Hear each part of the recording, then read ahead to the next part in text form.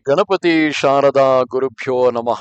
ವಸುದೇವ ಸುತಂ ದೇವಂ ಕಂಸಚಾಣೂರಮರ್ದನಂ ದೇವಕಿ ಪರಮಾನಂದಂ ಕೃಷ್ಣಂ ವಂದೇ ಜಗದ್ಗುರು. ಶ್ರೋತೃಗಳಿಗೆ ಶ್ರೀ ಅಳಸಿಂಗರಾಚಾರ್ಯ ವಿರಚಿತ ಶ್ರೀ ವ್ಯಾಸ ಮಹರ್ಷಿ ಪ್ರಣೀತ ಶ್ರೀಮದ್ ಭಾಗವತದ ನವಮ ಸ್ಕಂದದಲ್ಲಿ ಗಂಗಾವತರಣ ವೃತ್ತಾಂತವು ಹಾಗೂ ಕಲ್ಮಾಶಪಾದ ಖಟ್ವಾಂಗ ಚರಿತ್ರವು ಎಂಬ 9ನೆಯ ಅಧ್ಯಾಯಕ್ಕೆ ಸ್ವಾಗತ. ಶುಕಮುನಿಗಳು ಪರೀಕ್ಷಿದ್ರಾಜನನ್ನು ಕುರಿತು ಈ ಭಾಗವತ ಕಥಾನಕವನ್ನು ಹೇಳುತ್ತಿರುವರು. ರಾಜ, ಕೇಳು. ಕಪಿಲಾಜ್ಞೆಯಂತೆ ಅಂಶುಮಂತನು ಆಕಾಶಗಂಗೆಯನ್ನು ತರುವುದಕ್ಕಾಗಿ ಬಹುಕಾಲದವರೆಗೆ ತಪಸ್ಸು ಮಾಡಿದನು. ಕೊನೆಗೆ ಅವನಿಂದ ಸಾಧ್ಯವಿಲ್ಲದೆ ಅವನು ಹಾಗೆಯೇ ಕಾಲಾಧೀನನಾದನು. ಅವನ ಮಗನಾದ ದಿಲೀಪನು ತಾನು ಬದುಕಿರುವವರೆಗೂ ಅದೇ ಪ್ರಯತ್ನದಲ್ಲಿದ್ದು ಕೊನೆಗೆ ಅವನು ವಿಫಲ ಪ್ರಯತ್ನನಾಗಿಯೇ ಸತ್ತನು. ಆಮೇಲೆ ಇವನ ಮಗನಾದ ಭಗೀರಥನೆಂಬುವನು ಹೇಗಾದರೂ ಈ ಕಾರ್ಯವನ್ನು ಕೊನೆಗಾಣಿಸಬೇಕೆಂದು ತನ್ನ ತಂದೆ ತಾತಂದರಿಗಿಂತಲೂ ಉಗ್ರ ತಪಸ್ಸನ್ನು ಮಾಡುತ್ತಿದ್ದನು. ಕೊನೆಗೆ ಗಂಗಾದೇವಿಯು ಇವನ ತಪಸ್ಸಿಗೆ ಮೆಚ್ಚಿ ಪ್ರತ್ಯಕ್ಷಳಾಗಿ, ಓ ಭಗೀರಥ, ನಿನ್ನ ಕೋರಿಕೆಯನ್ನು ತಿಳಿಸು, ನಡೆಸಿಕೊಡುವೆನು ಎಂದಳು. ಭಗೀರಥನು ತನ್ನ ಉದ್ದೇಶವನ್ನು ತಿಳಿಸಿ ಪ್ರಾರ್ಥಿಸಲು ಗಂಗಾದೇವಿಯು ಅವನನ್ನು ಕುರಿತು, ಓ ರಾಜಕುಮಾರ, ನಿನ್ನ ಕೋರಿಕೆಯಂತೆ ನಾನು ಭೂಮಿಗಾಗಲಿ ಪಾತಾಳಕ್ಕಾಗಲಿ ಬರುವುದರಲ್ಲಿ ಅಡ್ಡಿಯಿಲ್ಲ. ಆದರೆ ನಾನು ಆಕಾಶದಿಂದ ಕೆಳಕ್ಕೆ ಬೀಳುವಾಗ ನನ್ನ ವೇಗವನ್ನು ತಡೆಯಬಲ್ಲವರಾರು? ಈ ಭೂಮಿಯೇನೋ ತಡೆಯಲಾರದು. ಬೇರೆ ಯಾರು ತಡೆದುಕೊಳ್ಳತಕ್ಕವರು ಇಲ್ಲದಿದ್ದರೆ ನಾನು ಈ ಭೂಮಿಯನ್ನು ಭೇದಿಸಿಕೊಂಡು ಪಾತಾಳಕ್ಕೆ ಪ್ರವೇಶಿಸಬೇಕಾಗುವುದು. ಇದಲ್ಲದೆ ಭೂಮಿಯಲ್ಲಿ ಪ್ರವಹಿಸುವುದಕ್ಕೆ ನನಗೆ ಸ್ವಲ್ಪ ಮಾತ್ರವೂ ಇಷ್ಟವಿಲ್ಲ. ಏಕೆಂದು ಕೇಳುವೆಯಾ? ಈ ಭೂಲೋಕದಲ್ಲಿ ಪಾಪಿಗಳು ಅದೆಷ್ಟೋ ಮಂದಿಯುಂಟು. ಅವರು ತಮ್ಮ ಪಾಪವನ್ನು ಕಳೆಯುವುದಕ್ಕಾಗಿ ನನ್ನಲ್ಲಿ ಸ್ನಾನ ಮಾಡುವರು. ಅವರು ನನಗೆ ಅಂಟಿಸಿ ಹೋದ ಪಾಪವನ್ನು ನಾನು ಯಾವ ವಿಧದಿಂದ ಕಳೆದುಕೊಳ್ಳಲಿ? ಈ ವಿಷಯಗಳಿಗೆ ನೀನು ತಕ್ಕ ಪ್ರತೀಕಾರವನ್ನು ಮೊದಲು ಯೋಚಿಸಬೇಕು ಎಂದಳು. ಅದಕ್ಕೆ ಆ ಭಗೀರಥನು, ಅಮ್ಮ, ಭೂಮಿಯಲ್ಲಿ ಕೇವಲ ಪಾಪಿಗಳು ಮಾತ್ರವೇ ಅಲ್ಲದೆ ಪುಣ್ಯಾತ್ಮರು ಎಷ್ಟೋ ಮಂದಿಯುಂಟಲ್ಲವೇ? ಕಾಮ್ಯ ಕರ್ಮಗಳನ್ನು ಬಿಟ್ಟು ಜಿತೇಂದ್ರಿಯರಾಗಿ ಬ್ರಹ್ಮೋಪಾಸನದಿಂದ ಸಿದ್ಧಿಯನ್ನು ಪಡೆದ ಮಹರ್ಷಿಗಳು ಅದೆಷ್ಟೋ ಮಂದಿ ಇರುವರು.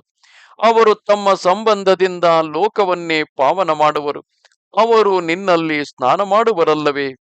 ಪಾಪಿಗಳ ಸಂಬಂಧದಿಂದ ನಿನ್ನಲ್ಲಿ ಸೇರಿದ ಪಾಪವು ಅಂತಹ ಪುಣ್ಯಾತ್ಮರ ಸ್ಪರ್ಶದಿಂದ ಕಳೆದು ಹೋಗುವುದು. ಭಗವಂತನು ಸರ್ವಾತ್ಮಕನಾದುದರಿಂದ ಅಂತಹ ಪುಣ್ಯಾತ್ಮರಲ್ಲಿದ್ದು ಆ ಪಾಪಗಳನ್ನು ನೀಗಿಸುವನು. ಇದಕ್ಕಾಗಿ ನೀನು ವಿಚಾರಿಸಬೇಕಾದುದಿಲ್ಲ. ಭೂಮಿಯಲ್ಲಿ ನಿನ್ನ ವೇಗವನ್ನು ತಡೆದು ನಿಲ್ಲುವರಾರೆಂದು ಕೇಳಿದೆಯಲ್ಲವೇ? ವಸ್ತ್ರದಲ್ಲಿ ನೂಲೆಳೆಗಳಂತೆ ಯಾವನು ಈ ಸಮಸ್ತ ಪ್ರಪಂಚದಲ್ಲಿಯೂ ವ್ಯಾಪಿಸಿರುವನು? ಬ್ರಹ್ಮನು ಮೊದಲಾಗಿ ಹುಲ್ಲು ಕಡ್ಡಿಯವರೆಗಿನ ಸಮಸ್ತ ಶರೀರಗಳಲ್ಲಿಯೂ ಯಾವನು ಅಂತರಾತ್ಮನಾಗಿರುವನು? ರುದ್ರ ಶರೀರಕನಾದ ಆ ಪರಮಾತ್ಮನೇ ನಿನ್ನ ವೇಗವನ್ನು ಧರಿಸಬಲ್ಲನು ಎಂದನು. ಅದಕ್ಕೆ ಆ ಗಂಗೆಯು, ವತ್ಸ, ಹಾಗಿದ್ದರೆ ನೀನು ಆ ಪರಮ ಶಿವನನ್ನೇ ಪ್ರಾರ್ಥಿಸಿ ನನ್ನ ಪ್ರವಾಹ ವೇಗವನ್ನು ತಡೆದುಕೊಳ್ಳುವಂತೆ ಮಾಡು ಎಂದಳು. ಇದರ ಮೇಲೆ ಭಗೀರಥನು ರುದ್ರನನ್ನು ಕುರಿತು ತಪಸ್ಸು ಮಾಡಿ ಸ್ವಲ್ಪ ಕಾಲದೊಳಗಾಗಿಯೇ ಅವನನ್ನು ಪ್ರಸನ್ನನನ್ನಾಗಿ ಮಾಡಿಕೊಂಡನು. ಸರ್ವಜ್ಞನಾದ ರುದ್ರನು ಈ ಕಾರ್ಯವನ್ನು ತಾನು ನಡೆಸಬೇಕೆಂದು ಮೊದಲೇ ಸಂಕಲ್ಪಿಸಿದವನಾಗಿದ್ದುದರಿಂದ ಭಗೀರಥನ ಪ್ರಾರ್ಥನೆಗೆ ಅಡ್ಡ ಮಾತಾಡದೆ ವಿಷ್ಣು ಪಾದೋದ್ಭವೆಯಾದುದರಿಂದ ಪರಮ ಪಾವನೆಯೆನಿಸಿಕೊಂಡ ಗಂಗಾ ನದಿಯನ್ನು ಶಿರಸ್ಸಿನಲ್ಲಿ ಧರಿಸುವುದಕ್ಕೆ ಸಂತೋಷದಿಂದ ಸಮ್ಮತಿಸಿದನು. ಆಮೇಲೆ ಭಗೀರಥನ ಪ್ರಾರ್ಥನೆಯಿಂದ ಗಂಗೆಯು ಆಕಾಶದಿಂದಿಳಿದು ಶಿವನ ಜಟಾಜೂಟದಲ್ಲಿ ಬಿದ್ದಳು. ಭಗೀರಥನು ಆ ಗಂಗೆಯನ್ನು ತನ್ನ ಪಿತೃಗಳ ಭಸ್ಮರಾಶಿಯು ಬಿದ್ದಿದ್ದ ಸ್ಥಳಕ್ಕೆ ಕರೆದುಕೊಂಡು ಹೋಗಬೇಕೆಂದು ಉದ್ದೇಶಿಸಿ ತನ್ನ ರಥವನ್ನೇರಿ ವಾಯುವೇಗದಿಂದ ಹೊರಟನು. ಗಂಗೆಯು ಆ ರಥದ ದಾರಿಯನ್ನೇ ಅನುಸರಿಸಿ ಹೋಗುತ್ತಾ ದಾರಿಯಲ್ಲಿ ಅನೇಕ ದೇಶಗಳನ್ನು ತನ್ನ ಸಂಬಂಧದಿಂದ ಪಾವನ ಮಾಡುತ್ತಾ ಕೊನೆಗೆ ದಗ್ಧರಾದ ಸಗರ ಕುಮಾರರ ಭಸ್ಮರಾಶಿಯನ್ನು ತನ್ನ ಪ್ರವಾಹ ಜಲದಿಂದ ತೊಳೆದಳು. ರಾಜ, ಅತಿ ಕ್ರೂರವಾದ ಬ್ರಾಹ್ಮಣ ಶಾಪದಿಂದ ದಗ್ಧರಾದ ಸಗರ ಪುತ್ರರು ಕೂಡ ಗಂಗಾ ಜಲ ಸಂಬಂಧದಿಂದ ಸ್ವರ್ಗವನ್ನು ಹೊಂದಿದರು. ಹೀಗೆ ಭಸ್ಮೀಭೂತವಾದ ತಮ್ಮ ಶರೀರದಿಂದಲೇ ಸಗರ ಪುತ್ರರು ಗಂಗೆಯನ್ನು ಸ್ಪರ್ಶಿಸಿ ಸದ್ಗತಿಯನ್ನು ಹೊಂದಿರುವಾಗ ದೃಢ ನಿಯಮದಿಂದ ಗಂಗಾ ಸ್ನಾನವನ್ನು ಮಾಡತಕ್ಕವರಿಗೆ ಸದ್ಗತಿಯುಂಟಾಗುವುದರಲ್ಲಿ ಏನಾಶ್ಚರ್ಯವು? ಸಂಸಾರ ತಾರಕನಾದ ಶ್ರೀಹರಿಯ ಪಾದತೀರ್ಥವೆನಿಸಿಕೊಂಡ ಗಂಗಾ ನದಿಗೆ ಈ ಪ್ರಭಾವವಿರುವುದೇನು ಅತಿಶಯವಲ್ಲ. ಆ ಭಗವಂತನ ಪಾದ ಕಮಲವನ್ನು ತಮ್ಮ ದೇಹದಲ್ಲಿ, ತಮ್ಮ ಹೃದಯದಲ್ಲಿ ಶ್ರದ್ಧೆಯಿಂದ ನಿಲ್ಲಿಸಿದ ಮಹಾಯೋಗಿಗಳು ರಾಗಾದಿ ದೋಷಗಳನ್ನು ನೀಗಿ ದುರ್ನಿವಾರವಾದ ಪ್ರಕೃತಿ ಸಂಬಂಧವನ್ನು ಬಿಟ್ಟು ಆ ಕ್ಷಣವೇ ಮುಕ್ತಿಯನ್ನು ಹೊಂದುವರು. ಇನ್ನು ಆ ಭಗವಂತನ ಪಾದತೀರ್ಥ ಸ್ಪರ್ಶದಿಂದ ಸದ್ಗತಿಯುಂಟಾಗುವುದರಲ್ಲಿ ಆಶ್ಚರ್ಯವೇನುಂಟು? ಓ ರಾಜ, ಇನ್ನು ಭಗೀರಥನ ಮುಂದಿನ ಸಂತತಿಯನ್ನು ಹೇಳುವೆನು ಕೇಳು. ಆ ಭಗೀರಥನಿಗೆ ಶುಕ್ರನೆಂಬ ಕುಮಾರನು ಹುಟ್ಟಿದನು. ಶುಕ್ರನಿಂದ ನಾಭಾವರನು, ಅವನಿಂದ ಸಿಂಧುದ್ವೀಪನು, ಅವನಿಂದ ಆ ಮಿತಾಯುವು ಜನಿಸಿದರು. ಆ ಮಿತಾಯುವಿನ ಮಗನು ಋತುಪರ್ಣನು. ಈತನೇ ಪ್ರಸಿದ್ಧನಾದ ನಳಚಕ್ರವರ್ತಿಗೆ ಮಿತ್ರನಾಗಿ ಅವನಿಂದ ಅಶ್ವವಿದ್ಯೆಯನ್ನು ತಾನು ತಿಳಿದುಕೊಂಡು ಅವನಿಗೆ ತನ್ನಲ್ಲಿದ್ದ ಅಕ್ಷ ಹೃದಯವನ್ನು ಉಪದೇಶಿಸಿದನು. ಈ ಋತುಪರ್ಣನಿಗೆ ಸರ್ವಕಾಮನೆಂಬ ಮಗನಾದನು. ಆತನ ಮಗನು ಸುದಾಸನು. ಸುದಾಸನ ಮಗನು ಮಿತ್ರಸಹನು. ಇವನು ಮದಯಂತಿ ಎಂಬುವಳನ್ನು ವರಿಸಿದನು. ಈ ಮಿತ್ರಸಹನನ್ನೇ ಕಲ್ಮಾಶಪಾದನೆಂದು ಹೇಳುವರು. ಈತನು ಒಮ್ಮೆ ವಸಿಷ್ಠ ಮಹರ್ಷಿಯ ಶಾಪದಿಂದ ರಾಕ್ಷಸನಾದನು.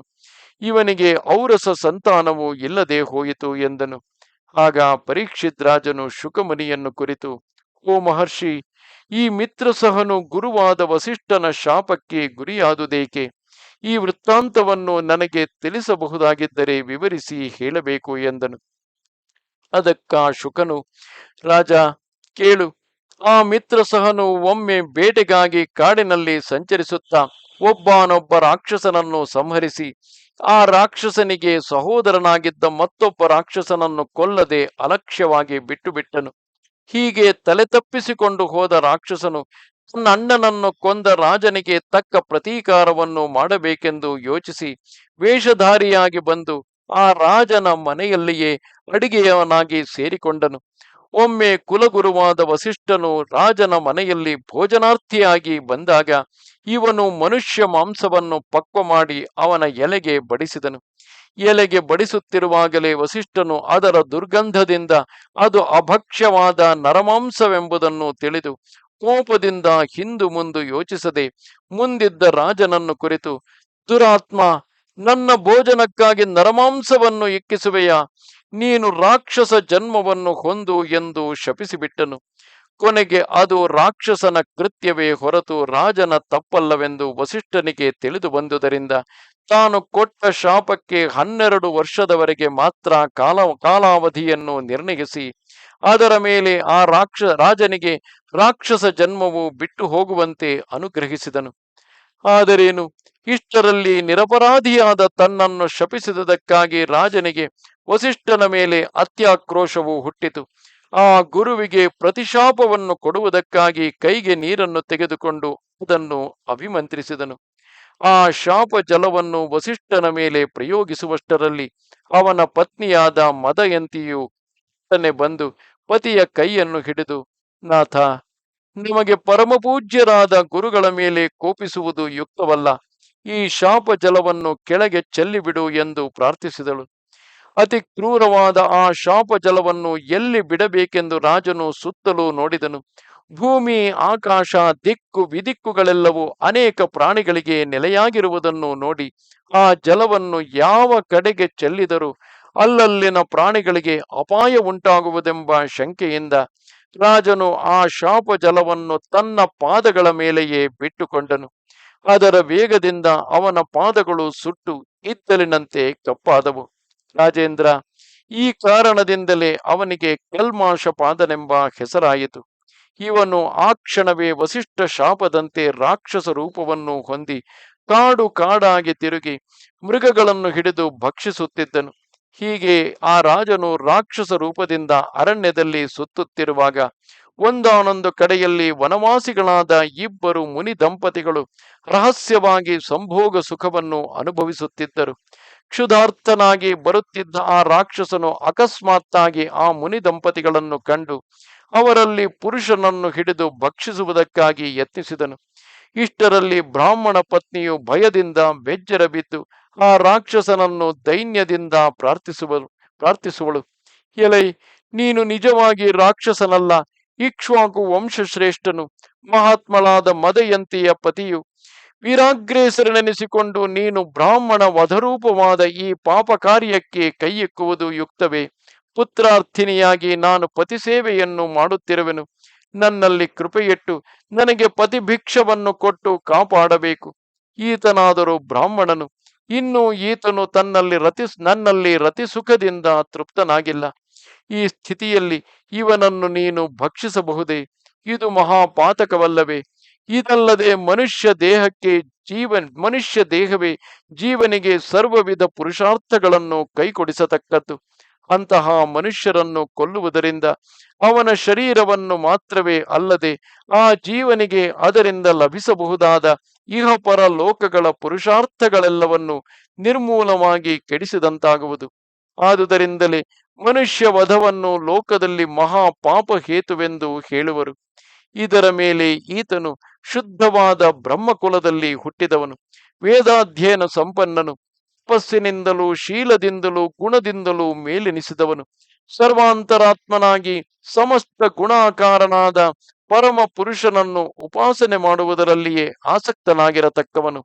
ರಾಜರ್ಷಿ ಎನಿಸಿಕೊಂಡ ನೀನು ಇಂತಹ ಬ್ರಹ್ಮರ್ಷಿಯನ್ನು ಕೊಲ್ಲುವುದಕ್ಕೆ ಯತ್ನಿಸಬಹುದೇ? ಓ ರಾಜ, ನಿನಗೆ ತಿಳಿಯದ ಧರ್ಮಗಳಿಲ್ಲ.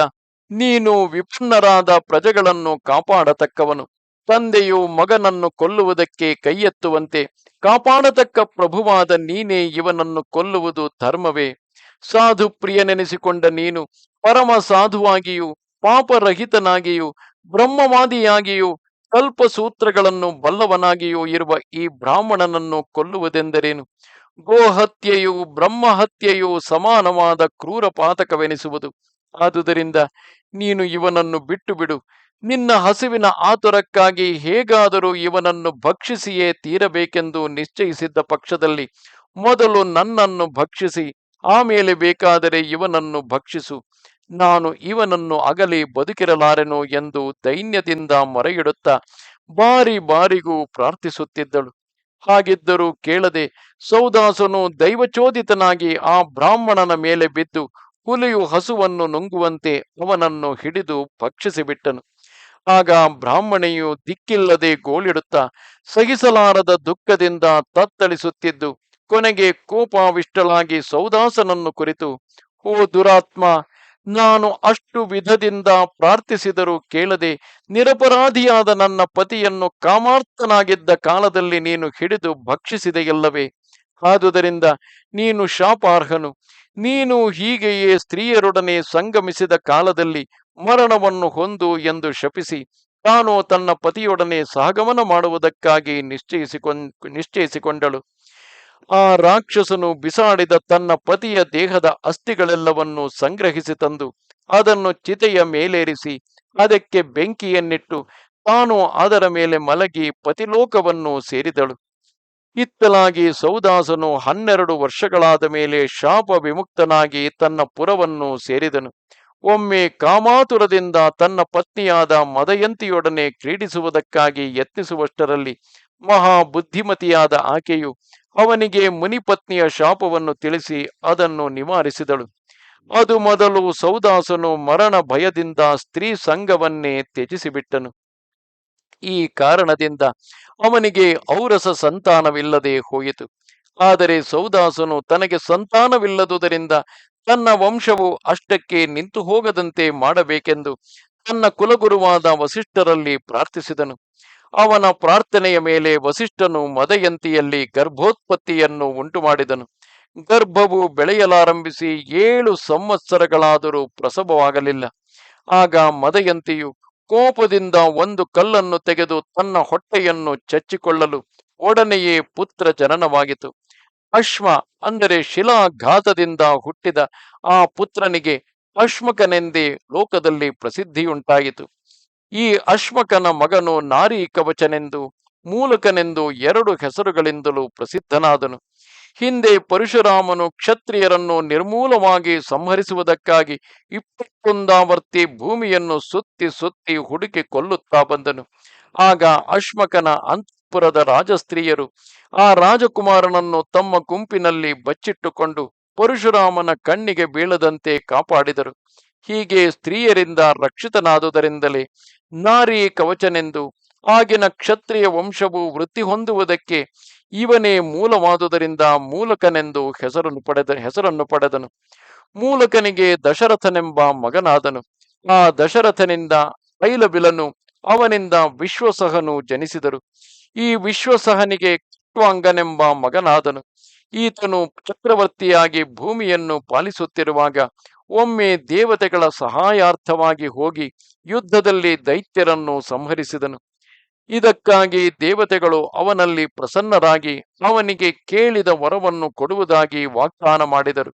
ಆಗ ಖಟ್ವಾಂಗನು ತನ್ನ ಆಯುಪ್ರಮಾಣವೆಷ್ಟೆಂಬುದನ್ನು ತಿಳಿಸಬೇಕೆಂದು ಕೇಳಿಕೊಂಡನು. ಅದಕ್ಕ ದೇವತೆಗಳು, 2 ಗಳಿಗೆಗಳು ಮಾತ್ರವೇ ನಿನ್ನ ಆಯುಃಕಾಲವೆಂದು ತಿಳಿಸಿದರು. ಆ ಮಾತನ್ನು ಕೇಳಿದೊಡನೆ ಖಟ್ವಾಂಗನು ತನ್ನ ಪುರಕ್ಕೆ ಬಂದು ವೈರಾಗ್ಯ ಬುದ್ಧಿಯಿಂದ ಹೀಗೆಂದು ಯೋಚಿಸುವನು: ನನಗೆ ಬ್ರಹ್ಮಕುಲಕ್ಕಿಂತಲೂ ನನ್ನ ಪ್ರಾಣಗಳು ಪ್ರಿಯವಲ್ಲ. ನನಗೆ ಕುಲದೈವಕ್ಕಿಂತಲೂ ಪ್ರಿಯವಾದ ಬೇರೊಂದು ವಸ್ತುವಿಲ್ಲ. ನನ್ನ ಮಕ್ಕಳಾಗಲಿ, ನನ್ನ ಹೆಂಡತಿಯರಾಗಲಿ, ನನ್ನ ರಾಜ್ಯ ಭೋಗಗಳಾಗಲಿ, ನನ್ನ ರಾಷ್ಟ್ರವಾಗಲಿ, ರಾಜ್ಯಾಧಿಕಾರವಾಗಲಿ ಆ ಭಗವಂತನಿಗಿಂತಲೂ ನನಗೆ ಹೆಚ್ಚು ಪ್ರೇಮ ಪಾತ್ರಗಳಲ್ಲ. ಬಾಲ್ಯದಿಂದಲೂ ನನ್ನ ಮನಸ್ಸು ಅಧರ್ಮ ಮಾರ್ಗದಲ್ಲಿ ಪ್ರವೇಶಿಸುವುದಿಲ್ಲ. ಉತ್ತಮ ಶ್ಲೋಕನಾದ ಆ ಪರಮಪುರುಷನಿಗಿಂತಲೂ ಭಿನ್ನವಾದ ಬೇರೊಂದು ವಸ್ತುವು ಈ ಪ್ರಪಂಚದಲ್ಲಿ ಇರುವುದಾಗಿ ನನಗೆ ತೋರಲಿಲ್ಲ. ಲೋಕಪಾಲಕರಾದ ದೇವತೆಗಳು ನನಗೆ ಬೇಕಾದ ವರಗಳನ್ನು ಕೊಡುವುದಾಗಿ ಹೇಳಿದ್ದರು. ಭಗವತ್ ಸೇವೆಯಲ್ಲಿಯೇ ನಟ್ಟ ಮನಸ್ಸುಳ್ಳ ನನಗೆ ಆ ವರಗಳನ್ನು ಪಡೆಯುವುದರಲ್ಲಿಯೂ ಆಸೆಯಿಲ್ಲ. ಆ ದೇವತೆಗಳಿಗೂ ದೇಹಾತ್ಮಾಭಿಮಾನವು ತಪ್ಪಿದುದಲ್ಲ. ಅವರು ಇಂದ್ರಿಯ ವಶರಾಗಿ ಯಾವಾಗಲೂ ತಮ್ಮ ಹೃದಯದಲ್ಲಿಯೇ ನೆಲೆಗೊಂಡಿರುವ ಪರಮಾತ್ಮನ ಮಹಿಮೆಯನ್ನು ತಿಳಿಯದೆ, ಅವನೇ ತಮಗೆ ಪ್ರಿಯವಸ್ತುವೆಂಬುದನ್ನು ತಿಳಿಯದೆ, ಅತ್ಯಲ್ಪವಾದ ವಿಷಯ ಸುಖವನ್ನೇ ಪರವಸ್ತುವನ್ನಾಗಿ ಭಾವಿಸುವರು. ದೇವತೆಗಳ ಸ್ಥಿತಿಯೇ ಹೀಗಿರುವಾಗ ಇತರ ಸಾಮಾನ್ಯ ಮನುಷ್ಯರ ಪಾಡೇನು?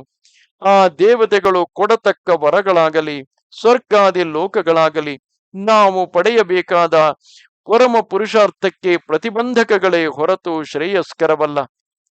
ಅವೊಂದರಲ್ಲಿಯೂ ನನಗೆ ಆಸೆಯಿಲ್ಲ. ಆದುದರಿಂದ ನಾನು ಲೋಕದಲ್ಲಿ ಭಗವನ್ ಮಾಯೆಯಿಂದ ಏರ್ಪಟ್ಟವುಗಳಾಗಿಯೂ ಗಂಧರ್ವ ನಗರದಂತೆ ಕ್ಷಣ ಕಾಲವಿದ್ದು ಹೋಗತಕ್ಕವುಗಳಾಗಿಯೂ ಇರುವ ಶಬ್ದಾದಿ ವಿಷಯಗಳಲ್ಲಿಯೂ ಪ್ರಕೃತಿ ಪರಿಣಾಮ ರೂಪವಾದ ಶರೀರದಲ್ಲಿಯೂ ಅಭಿಮಾನವನ್ನು ತೊರೆದು ವಿಶ್ವಾತ್ಮನಾದ ಆ ಭಗವಂತನನ್ನು ಭಕ್ತಿಯಿಂದ ಮರೆಹೋಗುವೆನು. ಈಗ ಉಳಿದಿರತಕ್ಕ ನನ್ನ ಅಲ್ಪಕಾಲದ ಆಯುಶೇಷದಲ್ಲಿಯಾದರೂ ದೃಢ ಧ್ಯಾನದಿಂದ ಆ ಭಗವಂತನನ್ನು ಪ್ರಸನ್ನನಾಗಿ ಮಾಡಿಕೊಳ್ಳುವೆನು ಎಂದು ನಿಶ್ಚಯಿಸಿಕೊಂಡನು. ಓ ಪರೀಕ್ಷಿತ್ ರಾಜ, ಸೌದಾಸನು ದೃಢಬುದ್ಧಿಯಿಂದ ಹೀಗೆ ನಿಶ್ಚಯಿಸಿಕೊಂಡು ದೇಹಾದಿಗಳಲ್ಲಿ ಅಭಿಮಾನ ರೂಪವಾದ ಅಜ್ಞಾನವನ್ನು ಬಿಟ್ಟು ಆತ್ಮಾನುಸಂಧಾನದಿಂದ ತನ್ನ ದೇಹವನ್ನು ನೀಗಿ ಪಾಪರಾಹಿತ್ಯವೇ ಮೊದಲಾದ ಗುಣಗಳುಳ್ಳ ಶುದ್ಧಾತ್ಮ ಸ್ವರೂಪವನ್ನು ಹೊಂದಿದನು. ನಿಜವಾದ ದೈವ ಭಕ್ತಿಯುಳ್ಳವರೆಲ್ಲರೂ ಯಾವನನ್ನು ಪ್ರಮಾಣ ಸಿದ್ಧವಾಗಿಯೂ ದುರೂಹವಾಗಿಯೂ ಇರುವ ಪರಬ್ರಹ್ಮವೆಂದು ಹೇಳುವರು, ಅಂತಹ ಪರಮ ಪುರುಷನಾದ ವಾಸುದೇವನಲ್ಲಿ ಮನಸ್ಸನ್ನು ನೆಲೆಗೊಳಿಸಿ ಆ ಖಟ್ವಾಂಗನು ಉತ್ತಮ ಗತಿಯನ್ನು ಹೊಂದಿದನು. ಇದು 9ನೆಯ ಅಧ್ಯಾಯವು. ನಮಸ್ತೆ ಶಾರದೆ ದೇವಿ ಕಾಶ್ಮೀರ ಪುರವಾಸಿನಿ, ತ್ವಾಮಹಂ ಪ್ರಾರ್ಥಯೇ ನಿತ್ಯಂ, ವಿದ್ಯಾದಾನಂಚ ದೇಹಿಮೆ. ನಮಸ್ಕಾರ. ಶ್ರೀ ಗಣಪತಿ ಶಾರದಾ ಗುರುಭ್ಯೋ ನಮಃ. ವಸುದೇವ ಸುತಂ ದೇವಂ ಕಂಸಚಾಣೂರಮರ್ದನಂ ದೇವಕಿ ಪರಮಾನಂದಂ ಕೃಷ್ಣಂ ವಂದೇ ಜಗದ್ಗುರುಂ. ಶ್ರೋತೃಗಳಿಗೆ ಶ್ರೀ ಅಳಸಿಂಗರಾಚಾರ್ಯ ವಿರಚಿತ ಶ್ರೀ ವ್ಯಾಸ ಮಹರ್ಷಿ ಪ್ರಣೀತ ಶ್ರೀಮದ್ ಭಾಗವತದ 9ಮ ಸ್ಕಂದದಲ್ಲಿ ಪರಶುರಾಮನು ತಂದೆಯಾಜ್ಞೆಯಿಂದ ತಾಯಿಯನ್ನು ಸಹೋದರರನ್ನು ಕೊಂದು ತಿರುಗಿ ಅವರನ್ನು ಬದುಕಿಸಿದುದು ಮತ್ತು ಕ್ಷತ್ರಿಯ ವಂಶವನ್ನು ನಾಶ ಮಾಡಿದುದು ಎಂಬ 16ನೆಯ ಅಧ್ಯಾಯಕ್ಕೆ ಸ್ವಾಗತ. ಶುಕಮುನಿಗಳು ಪರೀಕ್ಷಿತ್ ರಾಜೇಂದ್ರನನ್ನು ಕುರಿತು ಹೇಳುತ್ತಿರುವರು. ರಾಜೇಂದ್ರ, ಕೇಳು. ಪರಶುರಾಮನು ಜಮದಗ್ನಿಯ ಮಾತನ್ನು ಶಿರಸಾವಹಿಸಿ 1 ಸಂವತ್ಸರದವರೆಗೆ ಪುಣ್ಯತೀರ್ಥ ಯಾತ್ರೆಯನ್ನು ಮಾಡಿ ಹಿಂತಿರುಗಿ ಬಂದು ಸೇರಿದನು.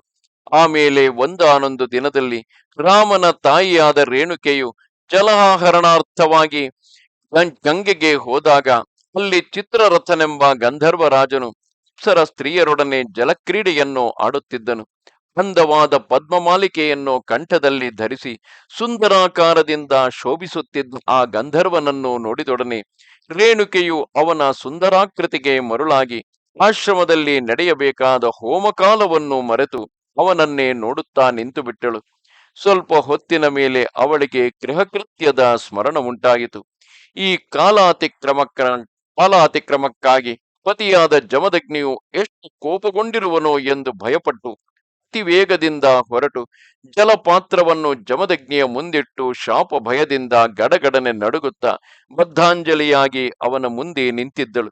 ಆಗ ಜಮದಗ್ನಿಯು ಗಂಧರ್ವನ ವಿಷಯದಲ್ಲಿ ಆಕೆಗುಂಟಾದ ಮನಶ್ಚಾಂಚಲ್ಯವನ್ನು ತನ್ನ ಧ್ಯಾನ ದೃಷ್ಟಿಯಿಂದ ತಿಳಿದುಕೊಂಡು ಅತಿ ಕೋಪಾವಿಷ್ಟನಾಗಿ ಆಶ್ರಮದಲ್ಲಿದ್ದ ತನ್ನ ಮಕ್ಕಳನ್ನು ಕರೆದು, ಎಲೈ ಮಕ್ಕಳಿರ, ಈ ಪಾಪ ಬುದ್ಧಿಯುಳ್ಳ ಈಕೆಯನ್ನು ಈಗಲೇ ಕೊಲ್ಲಿರಿ ಎಂದನು.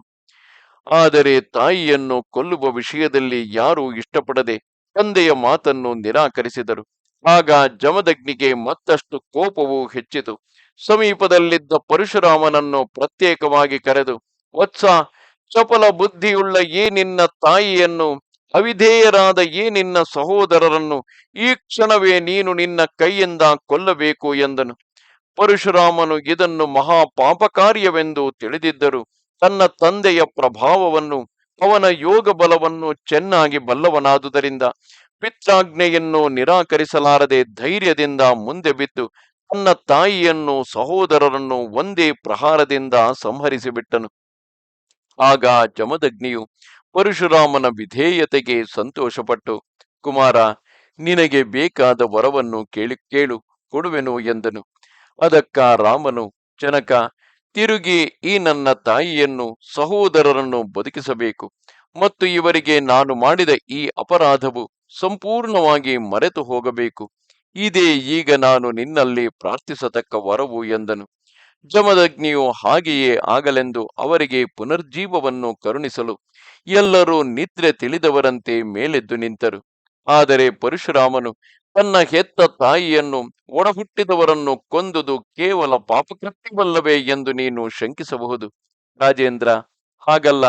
ಆ ಪರಶುರಾಮನು ತನ್ನ ತಂದೆಯ ತಪೋಮಹಿಮೆಯನ್ನು ಚೆನ್ನಾಗಿ ತಿಳಿದಿದ್ದುದರಿಂದ ತಿರುಗಿ ಅವನ ಅನುಗ್ರಹದಿಂದಲೇ ಅವರನ್ನು ಬದುಕಿಸಬಹುದೆಂಬ ನಂಬಿಕೆಯಿಂದ ಆ ಕಾರ್ಯವನ್ನು ನಡೆಸಿದನು.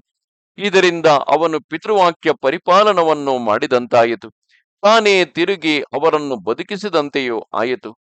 ಹಾಗಿಲ್ಲದ ಪಕ್ಷದಲ್ಲಿ ಭಗವದಂಶ ಸಂಭೂತನಾದ ಆ ರಾಮನು ಮಾತೃವಧಕ್ಕೆ ಎಂದಿಗೂ ಪ್ರಯತ್ನಿಸುತ್ತಿರಲಿಲ್ಲ. ಅದು ಹಾಗಿರಲಿ. ಹಿಂದೆ ಪರಶುರಾಮನು ಕಾರ್ತವೀರ್ಯನನ್ನು ಕೊಂದ ಮೇಲೆ ಅವನ ಮಕ್ಕಳೆಲ್ಲರೂ ಭಯಪಟ್ಟು ದೇಶಭ್ರಷ್ಟರಾಗಿ ಓಡಿ ಹೋದರಷ್ಟೇ. ಅವರು ತಮ್ಮ ದುರ್ದಶೆಯನ್ನು, ತಂದೆಯ ಮರಣವನ್ನು ಸ್ಮರಿಸಿಕೊಂಡು ಅನವರತವು ದುಃಖಿಸುತ್ತಾ ಎಲ್ಲೆಲ್ಲಿ ಹೋದರೂ ನೆಮ್ಮದಿಯಿಲ್ಲದೆ ಸಂಕಟ ಪಡುತ್ತಿದ್ದರು. ಕೊನೆಗೆ ಅವರೆಲ್ಲರೂ ತಮ್ಮ ತಂದೆಯನ್ನು ಕೊಂದ ಪರಶುರಾಮನ ಮೇಲೆ ಹೇಗಾದರೂ ಹಾಗೆ ತೀರಿಸಿಕೊಳ್ಳಬೇಕೆಂದು ಏಕಾಭಿಪ್ರಾಯದಿಂದ ನಿಶ್ಚಯಿಸಿ ಸಮಯವನ್ನು ಹುಡುಕುತ್ತಿದ್ದರು. ಒಮ್ಮೆ ಆ ಹೈಹಯರೆಲ್ಲರೂ ಪರಶುರಾಮನು ತನ್ನ ಸಹೋದರರೊಡನೆ ಸ್ಥಳಾಂತರಕ್ಕೆ ಹೋಗಿದ್ದ ಸಮಯವನ್ನು ನೋಡಿ ಜಮದಗ್ನಿಯ ಆಶ್ರಮಕ್ಕೆ ಪ್ರವೇಶಿಸಿ ಅಲ್ಲಿನ ಯಾಗಶಾಲೆಯಲ್ಲಿ ಭಗವದ್ ಧ್ಯಾನಪರನಾಗಿ ಮೈಮರೆತು ಕುಳಿತಿದ್ದ ಜಮದಗ್ನಿಯನ್ನು ಕೊಂದು ಬಿಡಬೇಕೆಂದು ನಿರ್ಧರಿಸಿದರು. ಹೀಗೆ ಪಾಪ ಕಾರ್ಯಕ್ಕಾಗಿ ನಿಶ್ಚಯಿಸಿ ಮೇಲೆ ಬಿದ್ದು ಬರುತ್ತಿರುವ ಆ ರಾಜಪುತ್ರರನ್ನು ನೋಡಿ ರೇಣುಕೆಯು ಬೇಡ ಬೇಡವೆಂದು ದೈನ್ಯದಿಂದ ನಿವಾರಿಸುತ್ತಿದ್ದರು. ಮುನಿಪತ್ನಿಯ ವಿಲಾಪವನ್ನು ಲಕ್ಷ್ಯ ಮಾಡದೆ ಅವರು ಕೇವಲ ಕಠಿಣ ಮನಸ್ಕರಾಗಿ ತಪೋನಿರತನಾದ ಜಮದಗ್ನಿಯ ತಲೆಯನ್ನು ಕಡಿದು ಆ ಶಿರಸ್ಸನ್ನು ತಮ್ಮೊಡನೆ ತೆಗೆದುಕೊಂಡು ಹೋದರು. ರೇಣುಕೆಯು ಪತಿಗುಂಟಾದ ಈ ಘೋರ ಮರಣವನ್ನು ನೋಡಿ ಸಹಿಸಲಾರದೆ ಸಂಕಟದಿಂದ ಎದೆಯನ್ನು ಬಡಿದುಕೊಳ್ಳುತ್ತಾ, ರಾಮ, ರಾಮ, ಎಲ್ಲಿ ಹೋದೆ? ಬೇಗ ಬಾ, ನಿನ್ನ ತಂದೆಯ ಸ್ಥಿತಿಯನ್ನು ನೋಡು ಎಂದು ಉಚ್ಚ ಸ್ವರದಿಂದ ಕೂಗಿಕೊಂಡಳು. ಆ ಆರ್ತ ಸ್ವರವು ಆಶ್ರಮ ಸಮೀಪದ ಒಂದಾನೊಂದು ವನದಲ್ಲಿ ಸಂಚರಿಸುತ್ತಿದ್ದ ಪರಶುರಾಮನಿಗೂ ಅವನ ಸೋದರರಿಗೂ ಕೇಳಿಸಿತು. ಒಡನೆಯೇ ಅವರೆಲ್ಲರೂ ಆಶ್ರಮಕ್ಕೆ ಬಂದು ತಮ್ಮ ತಂದೆಯ ಮರಣವನ್ನು ನೋಡಿ ದುಃಖದಿಂದ ಮೈಮರೆತು ಸಂಕಟವನ್ನು ತಡೆಯಲಾರದೆ, ಹಾ ಜನಕ, ಹಾ ಸುಜನೋತ್ತಮ, ಹಾ ಧರ್ಮವತ್ಸಲ, ನಮ್ಮನ್ನು ಅನಾಥರನ್ನಾಗಿ ಮಾಡಿ ಹೋದೆಯಾ ಎಂದು ಗೋಳಿಡುತ್ತಿದ್ದರು. ಆಗ ಪರಶುರಾಮನು ದುಃಖವನ್ನು ಬಿಟ್ಟು ಧೈರ್ಯವನ್ನು ತಂದುಕೊಂಡು ತನ್ನ ತಂದೆಯ ತಲೆಯಿಲ್ಲದ ಮುಂಡವನ್ನು ಹಾಗೆಯೇ ರಕ್ಷಿಸಿಡುವಂತೆ ತನ್ನ ಸೋದರರಿಗೆ ನಿಯಮಿಸಿ, ಕ್ಷತ್ರಿಯ ಬೀಜವೇ ಭೂಮಿಯಲ್ಲಿ ಇಲ್ಲದಂತೆ ನಾಶ ಮಾಡುವುದಾಗಿ ಪ್ರತಿಜ್ಞೆ ಮಾಡಿ ತನ್ನ ಗಂಡು ಗೊಡಲಿಯನ್ನು ಕೈಗೆತ್ತಿಕೊಂಡು ಆಶ್ರಮದಿಂದ ಹೊರಟು ಬಿಟ್ಟನು. ಬ್ರಾಹ್ಮಣ ಘಾತುಕರಿಗೆ ನೆಲೆಯಾದುದರಿಂದ ಮೊದಲೇ ಕಾಂತಿಹೀನವಾಗಿದ್ದ ಮಾಹಿಷ್ಮತಿ ಪುರಕ್ಕೆ ಹೋಗಿ ಅಲ್ಲಿನ ಹೈಹಯರೆಲ್ಲರನ್ನು ಚಿನ್ನ ಭಿನ್ನವಾಗಿ ಕತ್ತರಿಸಿ ಅವರ ತಲೆಗಳನ್ನು ಬೆಟ್ಟದಂತೆ ರಾಶಿ ಹಾಕಿದನು. ಅವರ ರಕ್ತದಿಂದ ಒಂದು ಮಹಾನದಿಯನ್ನು ಉಂಟು ಮಾಡಿದನು. ಅಷ್ಟರಲ್ಲಿಯೂ ತೃಪ್ತಿಯಿಲ್ಲದೆ ಅಂತಹ ಪಾಪ ಬುದ್ಧಿಯುಳ್ಳ ಕ್ಷತ್ರಿಯ ವಂಶವನ್ನೇ ನಿರ್ಮೂಲ ಮಾಡಬೇಕೆಂದು ನಿಶ್ಚಯಿಸಿ 21 ಭೂಪ್ರದಕ್ಷಿಣೆಯನ್ನು ಮಾಡಿ ಅನೇಕ ಕ್ಷತ್ರಿಯ ಕುಲವನ್ನು ನಾಶ ಮಾಡಿದನು. ಆ ಕ್ಷತ್ರಿಯರ ರಕ್ತದಿಂದ ಈಗ ಸ್ಯಮಂತ ಪಂಚಕವೆಂದು ಕರೆಯಲ್ಪಡುವ ಪ್ರದೇಶದಲ್ಲಿ 5 ಮಡುಗಳನ್ನು ತುಂಬಿ ಆ ರಕ್ತ ಜಲದಿಂದಲೇ ತನ್ನ ತಂದೆಗೆ ತರ್ಪಣವನ್ನು ಬಿಟ್ಟು ತನ್ನ ಕೋಪವನ್ನು ಅಡಗಿಸಿಕೊಂಡನು. ಆ ಮಡುಗಳ ಸಮೀಪದಲ್ಲಿ ಇರುವುದರಿಂದಲೇ ಆ ಪ್ರದೇಶಕ್ಕೆ ಸ್ಯಮಂತ ಪಂಚಕವೆಂದು ಹೆಸರು. ಆಮೇಲೆ ರಾಮನು ಮಾಹಿಷ್ಮತಿಯಲ್ಲಿದ್ದ ತನ್ನ ತಂದೆಯ ಶಿರಸ್ಸನ್ನು ತಂದು ಅದನ್ನು ಆಶ್ರಮದಲ್ಲಿದ್ದ ದೇಹಭಾಗದೊಡನೆ ಸೇರಿಸಿ ಅಪರ ಸಂಸ್ಕಾರಗಳನ್ನು ನಡೆಸಿದನು.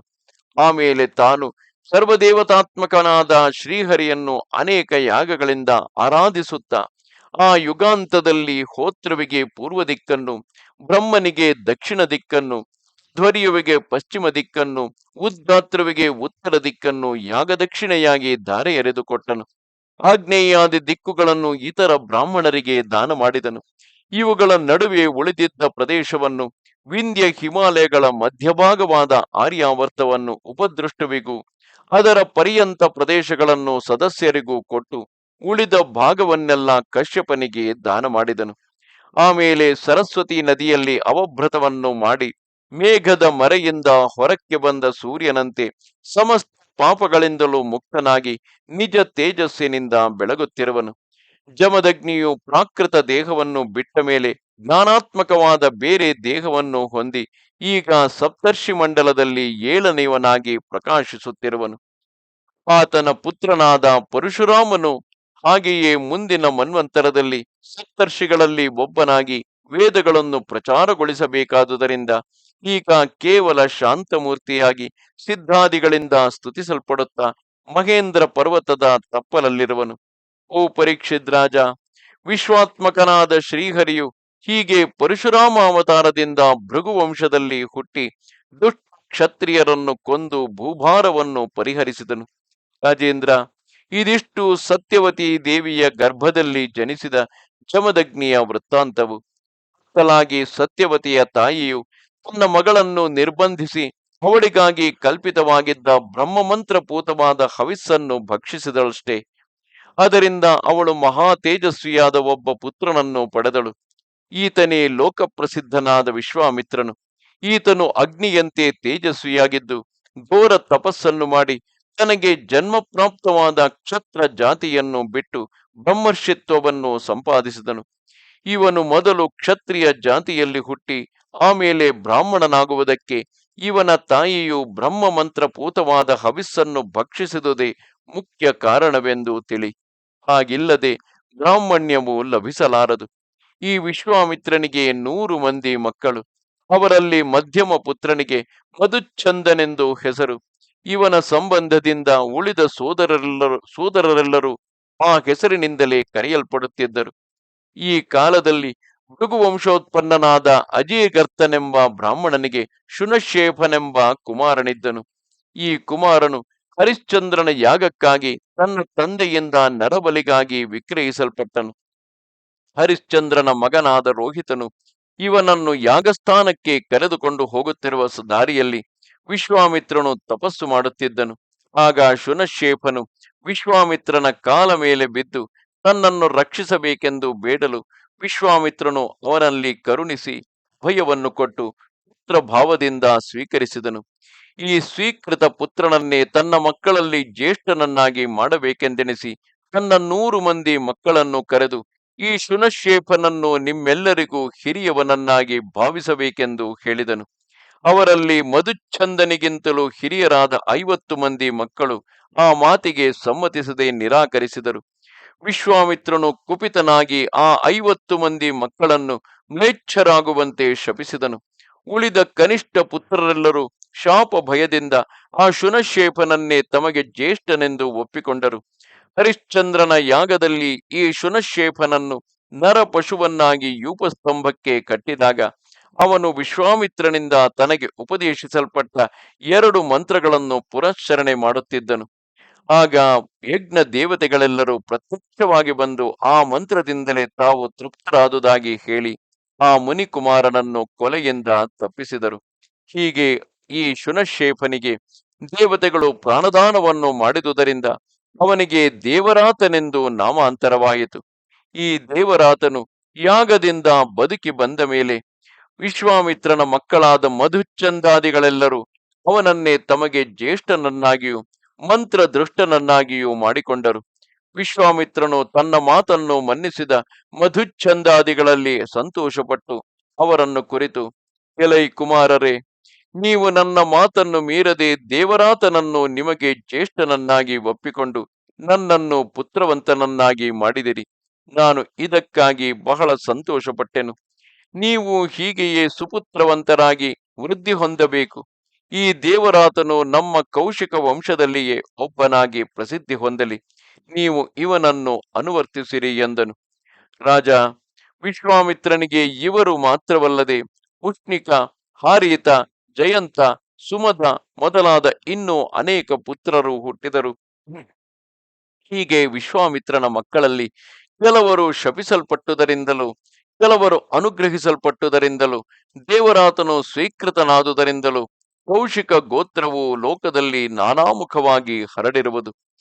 ದೇವರಾತನು ಬೇರೆ ಕುಲದವನಾಗಿದ್ದರೂ ಕೌಶಿಕರಲ್ಲಿ ಜ್ಯೇಷ್ಠನೆನಿಸಿಕೊಂಡು ಈ ಪ್ರವರದಲ್ಲಿ ಸೇರಿದುದರಿಂದ ಅವನ ಪ್ರವರವು ಈ ಕಡೆಗೆ ಸೇರಿತು. ಇದು 16ನೆಯ ಅಧ್ಯಾಯವು.